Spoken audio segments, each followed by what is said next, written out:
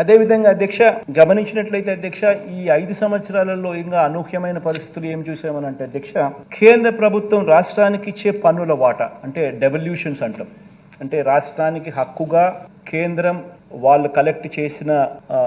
ట్యాక్సుల గుండా రాష్ట్రానికి రావాల్సిన వాటా, ఈ రాష్ట్రానికి సంబంధించి ఈ కేంద్ర ప్రభుత్వం రాష్ట్రానికి ఇచ్చే ఈ పన్నుల వాటా అంటే ఈ డెవల్యూషన్స్ కూడా అధ్యక్ష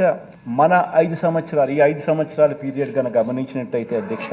ఆ డెవల్యూషన్స్ కూడా తగ్గాయి. అంటే దానికి ముందు 5 సంవత్సరాలు చంద్రబాబు నాయుడు గారి పాలనలో ఉన్న 5 సంవత్సరాలతో ఈ 5 సంవత్సరాల పరిస్థితి ఏమిటి అని గమనిస్తే కేంద్రం నుంచి రావాల్సిన డెవల్యూషన్స్ కూడా మన రాష్ట్రానికే కాదు అన్ని రాష్ట్రాలకు కూడా రాష్ట్రానికి వచ్చే డెవల్యూషన్స్ కూడా తగ్గిన పరిస్థితుల్లో ఈ రాష్ట్రం ప్రయాణం చేసిందని కూడా మనం చూసిన పరిస్థితులు అధ్యక్ష. అదే రకంగా అధ్యక్ష రాష్ట్రానికి అత్యంత కీలకమైన వ్యవసాయము, విద్య, మహిళా సాధికారత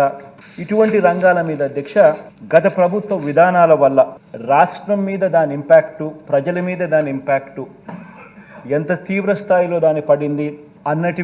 అటువంటి పరిస్థితుల్లో కూడా మనం ప్రయాణం చేస్తూ రాష్ట్రాన్ని 5 సంవత్సరాలలో ఈ